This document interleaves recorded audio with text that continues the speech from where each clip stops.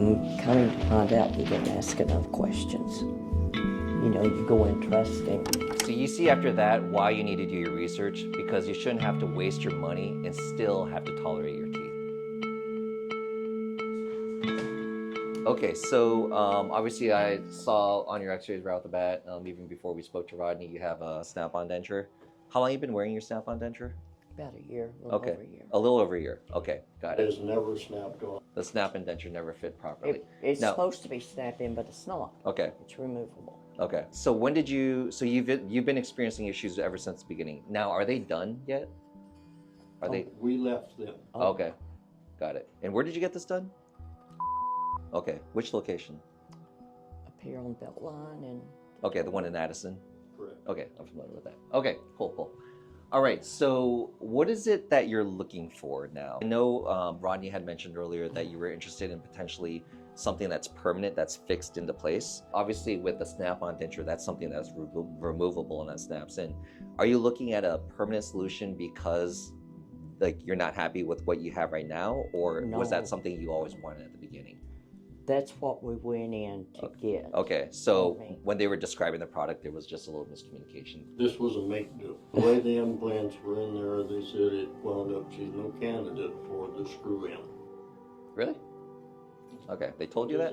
Okay. And if we've got any difference of opinions there, sure we'd like to look at the screw-in. Like a permanent solution? Okay, cool. Right. So just to let you guys know a little bit about that, if you're gonna be a candidate, whether for like a snap-in denture versus a permanent like screw-in solution, it's typical, like we are always going to be talking about bone, right? Yes. So we can actually have more flexibility for achieving the end goal of a screw-in prosthesis, a permanent solution, when you have less bone. A snap-in denture is not as flexible in the sense that you need more bone. And not only just like the amount of bone, but the dimension of the bone and the angulation. Because whenever you're doing a snap-in denture, you have to have very parallel implants. And I tell people that example is like if I went to IKEA and I bought like a prefabricated table, if I set up the legs and then I put the tabletop on top, if I have one leg going like this, another like this, and this and this, your tabletop's not gonna fit properly, right? Yes. It's like tongue and groove concept. Right? All on four or a screw-in prosthesis, you have the multi-unit abutments, these adjustable angulation pieces that go in different angles that allow me to compensate for angulation or poor bone, like size and dimensions. Because when I look at your case, you don't have much bone, okay? That's what I was going to ask. You're right, you don't have much bone. So you're actually, right from the beginning, you were a very poor snap-in denture candidate, okay? And they didn't tell us that. Yeah, that's a reality. But the good news is you can still do all on four. Some good news and some bad news. All right, so let's start with good news. So you can still do a permanent screw-in prosthesis like an all on four, okay? That's good news. The bad news is I would like to take some of your existing implants and be able to use them for your all on four. Maybe it looks like we can use a few of them, but there's also a few of them that we know right off the bat we're gonna have to remove, that we're not gonna be able to use them.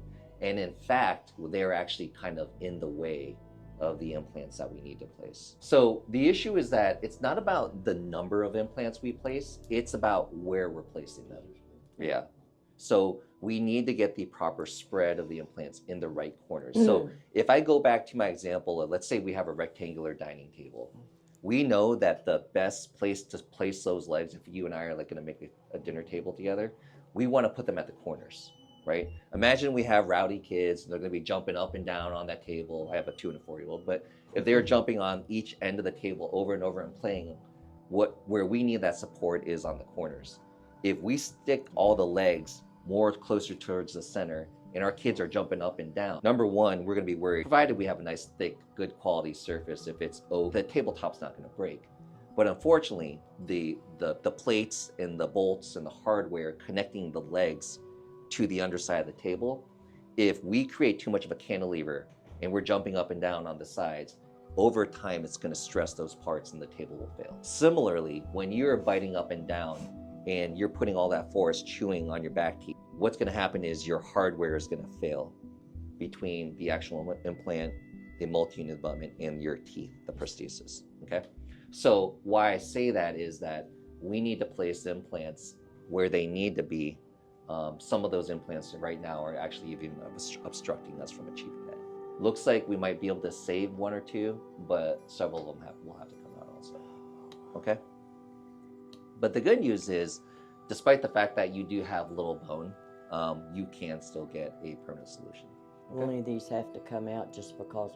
Which ones will have to come out because So they're in the way? there's a reason why several of them have to come out, because like we already looked at your 3D scans, and your 3D scans indicate that you don't have good bone around it. Okay, so one thing is, whenever we're placing dental implants and your bone is too thin in that area, and I try to get a bigger screw in there, number one, the reason why we're trying to get bigger screws in there is because the load that they're going to take, right? So obviously, if I'm putting a 1,000-pound, $200,000 TV, Yes. and it's like, you know, a ton of weight, I'm going to get as big of a bolt or a screw into that drywall, right, to be able to support that weight. And that's a very similar concept. We want to get a good enough surface area, big screws embedded in your jawbone that are going to be able to support your teeth. Okay, but here's the problem. When your bone is very thin and I'm putting a big screw in there, kind of think about if I'm taking that big bolt and I'm screwing it into a 2x4 and it starts splintering that wood. The same thing actually happens with bone. But the problem with your bone is that as you start, like you have too thin of a bone with that big screw, your bone will literally start dying off around that implant. And you actually have that going on right now. So those implants, I had no idea that you'd only had this done a year ago. Because when I was looking at these x-rays, I saw quite a bit of bone loss already on some of your implants. I was thinking maybe it was like 5 years, you know, like at least that you've already had these implants in, because you already have too much bone loss going on. So there's no way we can use those implants because they're just gonna fail later on. You following me with what I'm saying? Oh, yes. Okay. Well, is it safe to go ahead and try the screw-ins because of my bones? I mean, are you just going to end up possibly... As I understood, the screw-in is the only real option you have. Is that correct?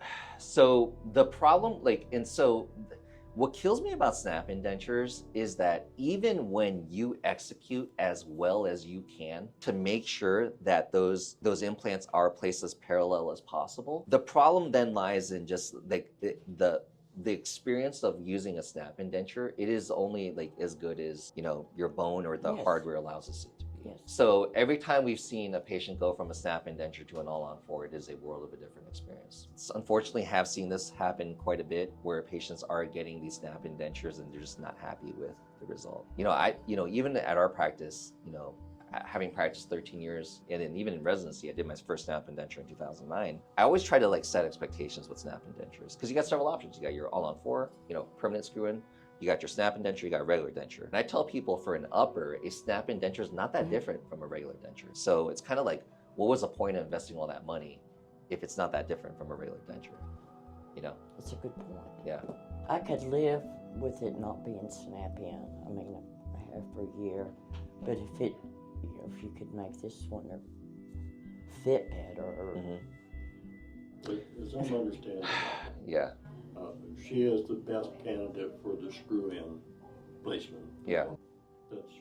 Because here's the reality, because what's probably happened, if, you know, I've seen this happen many times, so I can probably predict what's probably been happening, is you've been complaining about the issues and how it's fitting and snapping in. So you've been going over and they've been repeatedly trying to make adjustments, but it's still not fitting properly. We've not gone back. Oh, okay. We passed the point of confidence. Okay. Because it was multiple occasions where they just couldn't get it to work properly. The only changed dentists too, and this plate wasn't right from the get-go, and Okay. they never seemed too interested to make any corrections. Okay. Can you smile real wide for me, please? Okay. What are the biggest challenges that you're facing right now with your denture? For one thing, my mouth is crooked now. Okay. Up above, it wasn't before. Okay. So the teeth positioning. Yeah. Okay. What about and- how it feels? Like, Oh, I'm used to it by now. Yeah. It collects so much food up there. yeah. At the end of the day, when I take it out. Okay. Is that just normal? Yes and no, with the snap-in denture. Again, smile real wide for me, please. Okay. Got it. And then can you take your prosthesis off for me? All right. Let's see here. And then let's take this off real quick here. I'll give it to you. Thank you. Thank you. And let's see. Okay, so one of the issues right off the bat is you see right here, you can see the threads of the implant. So this is one of the implants right here, right off the bat that I saw on your x-rays, that she was experiencing a lot of bone loss already.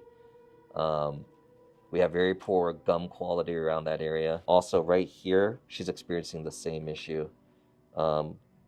We got no KG, keratinized gingiva around that. We got bone loss, and we got recession in that area. So right off the bat, those implants would need to be removed for sure. So those implants weren't properly positioned in the first place too. And then I wondered why I had one right here in the middle. Is that normal? That they positioned? And from what Wayne gathered is so they could get it in somewhere. It's hard for me to make judgments after the fact because I don't have the initial 3D scans and like know what we were dealing with. Thank you, sir. Before the surgery even happened. But this is where implant placement experience, having to do that, can obviously affect the results. Yeah, those two implants. Did they? I'm curious as to why they have two different types of implants in the mouth. Were all those places? She had two existing. Oh, okay. How old were they? Oh my gosh. 7 years old. Oh, okay. Probably Those are over 30. okay. I never had Why any. didn't they remove them? That's interesting. They should have removed those implants like immediately. Coming to find out, we didn't ask enough questions. You know, you go in trusting, but apparently we didn't ask enough questions. We gotta know what questions to ask. Well, that's We never true. done any of that before. Right. Okay. What I would do is we would definitely remove potentially a few of those implants, and if you wanted to get like a more permanent solution, we could do something like that. That would involve implants, what we call zygomatic implants, where we would actually implant them in your cheekbone. The reason why we would have to look at that is you have a lot of bone missing. Yes, sir. Okay. Other than that, yeah. Do you guys have any other questions? I don't. How'd you guys find us, by the way? Just Googled? I just looked for someone that was not associated with the chain, Oh. had the experience Uh-huh. and the training that we were looking for. Okay. And that's why we're here. Okay, awesome. Okay, well, Ronnie will basically go over any other details. If you have any other questions, he'll come get us, okay? If you're looking at removing 3 or 4, Yeah, probably, yep. And the reason why I say probably is like the x-rays tell us, the 3D scans tell us a lot, but then it also, we have to go in there and see what's going on too. and on these implants, it's just being going into the cheekbone. Yeah, cheekbones and some other areas. They're called zygomatic implants, and that's a great solution whenever you have a lot of bone missing. So she has very little vertical bone and horizontal bone. So at this point, the most realistic solution is going to be zygomatic implants. Yep. Okay, so yeah, the whole goal ultimately with the implants, as you see right now, can be very frustrating. So we say, all right, what's the best way that, you know, not to sound morbid about things, but how do we get you to the end of your life without having dental issues, right? You don't want to be having issues with your implants 5 years, 10 years from now. Yes, sir. Right. Okay, thank you. Okay, of course. Very nice meeting you, Cheryl. You too. All right, very nice meeting you, sir. Oh, thank you. All right, have a good one. All right.